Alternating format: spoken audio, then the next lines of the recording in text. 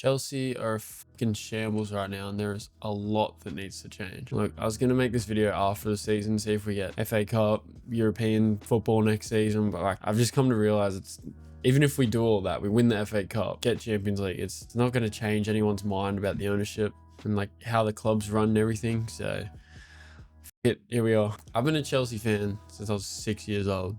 Chelsea Football Club, not fucking CFC, LDN, whatever that is. And this, I can confidently say, is the worst I've ever seen the club. I was born around the time Roman took over the club. So I know there's going to be a lot of people being like, oh, you didn't know what it was like in 1967 when we had the Greyhound track around the outside of the field and how hard it was then. You only know the good times and shit. Yeah, maybe I do, but fuck, I know where the club should be right now based on the last 20 years. The biggest problem that everyone agrees on is BlueCo, that cancerous ownership that we have right now. It's just, they're literally treating the club like a fucking edgy tech startup company, and it's just pissing everyone off. Like, they genuinely have no idea what they're doing. And I get that not all football club owners like know exactly like how to build a squad and shit, but even the people they're hiring, like sporting directors with an S, why the fuck do we have two of them? Like, no other club has two sporting directors, but even they don't seem to really know what they're doing. And it's just like it all starts at the top. Like, the owners have no idea about football, and you've got sporting directors. I just can't imagine having two of them like in a room trying to come up with one plan. I don't understand how that shit would work. Why don't you have two managers then? Why do teams not do that? Because it doesn't work. Like, ever since they took over in 2022, every way they do things, it's like they try and do it like no other club has ever done before. Not in a good way either. Fucking like prime Real Madrid and stuff never had two sporting directors. Like, why are we doing that? A nice fresh example of us doing stuff completely different to other clubs. The Enzo Fernandez situation. As you can see here, he did make comments about, he was flirting with Real Madrid basically, but he didn't explicitly mention the club. We all know what he meant. We all know he's been like, twerking for them for a while, but I think it is important that he didn't actually mention the club. Whereas, in contrast, you've got Rodri saying you cannot turn down the best clubs in the world when questioned about a potential move to Real Madrid. Yeah, Enzo just was talking about the city. We all know what he was implying, but Rodri's literally talking about another football club. And what did he get? Like a slap on the wrist or anything? Not even that. Look what Pep said, ready? Like, here's Pep basically saying like, yeah, Chelsea handled it however they're handling it, but like, if the top player wants to go and play for Real Madrid, there's not really much you can do. And I don't know, he's got a fair point. Obviously, everyone knows about Enzo's stupid ban that he had and like how his agent wasn't happy with it and everything. He missed the FA Cup game against Port Vale. I mean, that was a free hit. The main one was the game against Man City. So he told me there were two players that were like working for Real Madrid. One of them more so, Rodri, not Enzo, twerking with his shorts down. Like, you know what I'm saying? And then you ban Enzo? Rodri started? What are we doing? He's banned. You've got him sitting on the bench. He's fucking like right next to the players. He's all smiles, cracking jokes with Cucurella and everything. Like, I remember watching this before the game and I was pissed looking at it. I'm like, how is this disciplining him? He's just sitting there having a good, look at him. They're probably just talking about the ownership right there, like pissing themselves laughing. Like, it's a joke, bro. It basically starts with all these knobbers and friends up the top and everything. Trickles down to sporting directors who don't know what they're doing. Trickles down to a manager who's just been a puppet in the last few years, not a serious football manager for a long time. Trickles down to the players. They just don't know what's going on. They don't really give a shit. And here we are.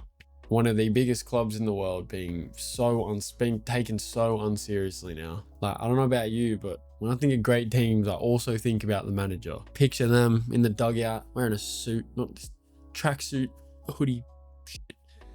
Suit. We got Ferguson's United, Mourinho's Chelsea, recent examples, Klopp's Liverpool, Pep's City.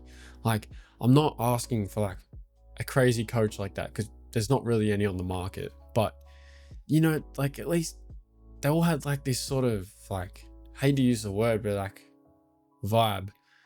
And I hate to use this word even more, but like aura. Like, just especially like just even like vibes around their play style. Mourinho, like defensive masterclasses every week. Klopp's Gegen pressing. Like there was just like, I remember like personally for me, especially was when I was like really getting into the Prem. Remember Klopp coming into Liverpool, he transformed the club completely. There was just a completely different vibe when he walked in and everything. I know it's going to be hard to find someone like that, but we can't keep getting these puppets put in place, man. It's just not good. I don't know. I just can't really see myself telling my kids about Graham Potter or Liam Rosenior's Chelsea. I think I'm honestly more likely to talk about Callum McFarlane's time as interim boss. Going to be more memorable, I think, in a few years. It's just crazy that Poch was he's the only coach so far brought in by this ownership that had some form of pedigree and like, I guess, actually earned the job based on merit. But like, even he was pretty underwhelming. Plus, like, you know, Spurs. I think the most damning example of Chelsea's recent problem with coaches is Enzo. I don't know about you, but when he come in, I was thinking like, what are we doing getting a championship manager? I know he won the championship and that. Remember at the time, like everyone was thinking like, this is crazy. This is Chelsea Football Club getting a championship manager. Like, what are we doing? And then in the end, he won me and most other fans over, obviously with this happening and Conference League and qualifying for Champions League. Even at the time, I was like, yeah, all right, you've done it right, buddy. Like, it's probably the bare minimum, but I want to bite your hand off for Champions League now. But not only just the success, like he was sort of starting to build that vibe around the club. Not to like a Klopp or a Pep level, but I don't know, a few more years we could have been like talking like Maresca's Chelsea and it would have been a real, you know, statement. But then it suddenly ended because the puppet that BlueCo brought in, same as all the other puppet managers we've had, you know, Enzo, his balls started to get, you know, a bit bigger, as they should. He's done well with Chelsea, you know, from Championship. He slaps his big nuts on the table and says, I want control of this team now. Like, let me cook, he basically said. And they said, no, we don't want to do that. And they mutually agreed to leave. Enzo quit, and then the club put out a statement straight away saying it was a mutual agreement. Okay, look, in the end, he did prove that he could be a big coach. And as soon as he wanted a bit more control, kicked him out. Just like that. Like, I just don't understand it. And then we got Rosenior in. Look, no hate towards the guy, but literally everybody saw this coming. I think he does get overhated, but he also does say stuff like this, which, I don't know, I'll admit, it's kind of funny. I don't really care about that. But he just wasn't ready for the job at all. Like everyone knew this. Remember, like I was just saying before about Enzo, when he come in, we were like, oh, like championship level manager, like what are we doing? This is a whole nother level. At least Enzo was at the best team and won. I just hate that everyone's saying like he didn't get it based on merit. Like he's still, you know, he's doing well at Strasbourg, but like that's why he's at Chelsea, because he was at Strasbourg. I get that. Just from the offset, it was never gonna work. And I genuinely feel bad. Well, I don't feel too bad. He got a pretty big payout, £4 million, I heard. I still feel bad because he had something going there at the Strasbourg. I don't know how to say it, but he had something going in our French sister team. And then we ripped him away from it, like for what? I think his reputation's taken a shocking hit now. Like, and what does he do next? Like, I don't know. Like, I got no hate for Rosenior. Like, respect the ball on that. Just funny. I don't know. It was a good laugh while he was there.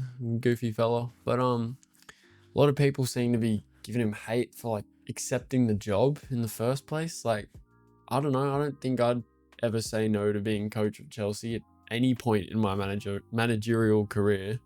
At his level, if that makes sense. Like if I was, yeah, like a Strasbourg or like still at Hull in the championship like he was, who would say no to Chelsea? I don't think that's fair. People hating on him for that. Hypothetically, if he did say no, isn't that just going to piss the owners off that also own the club that he's currently coaching at? I don't know, man. I don't think there was a world where he said no ever. So it was alright. It happened. Funny quotes. Just move on. Like moving on from the manager roster as well. Just the squad building is just shocking. Like look at all these ages, bro. It's just too young. I wouldn't even do that in my career mode when I was like 15. This would be unrealistic. I would say this is unrealistic for a big club to have a squad this young. And here we are, present day Chelsea. I feel like I'm not the only person that's enjoyed watching downfall of Spurs this year, but even in doing so, I just can't help but think that this could be Chelsea in a few years if we don't stop the naivety at just every level of the football club. Players too naive, manager naive, sporting directors. I mean, apparently they're experienced, but they seem pretty naive with getting a bunch of kids in. The owners have literally no idea what they're doing as well. So it's got to change at all levels. It's just cooked. If it doesn't change, this will be us soon. Okay? Like, I'm telling you. Speaking of Spurs, actually, that reminds me. For Christmas, my mother-in-law got me a ticket to this game, and it's Sydney. It's the first time I'll be able to watch them since 2015 when Chelsea played Sydney. And I'm very thankful, but I actually feel kind of bad because I don't even know if I really want to go, which sounds crazy. It's just so depressing watching Chelsea right now. But then again, it would be funny to see them play a championship team. So we'll see. Just for comparison, this was the game I was talking about. 2nd of June 2015, one of the best days of my life. Watching, not Sydney. Well, we watched Sydney, but watching Chelsea play against Sydney. Loic Remy, what a goal. Just look at that squad, man. It's a pre-season game against Sydney, like with respect. Look at some of them names there, bro. Even the bench. The squad is just nothing like that now. Obviously, I know we're not going to have John Terry at the back, but just like even this was like one of his last seasons, yeah? Petr Cech at the back as well, leading. Just leadership all over the pitch. I miss that, bro. Not to mention, it's not even on here, I don't think. Jose Mourinho on the sideline, bro. Like, am I really going to go to Sydney to watch Callum McFarlane's Chelsea? Probably, because it was a Christmas gift and I still want to go, but do you get what I'm saying? From what we have now compared to this, even back then, I really took it for granted. But yeah, anyway, just wanted to comment here and rant about the state of the club right now. I'm gonna leave this up here just so you can soak it all in of what we used to have. Anyway, yeah, I'll make a video soon on like a match review, match preview on the Forest game and that. I'll have that done the next few days. So see you then. Laters.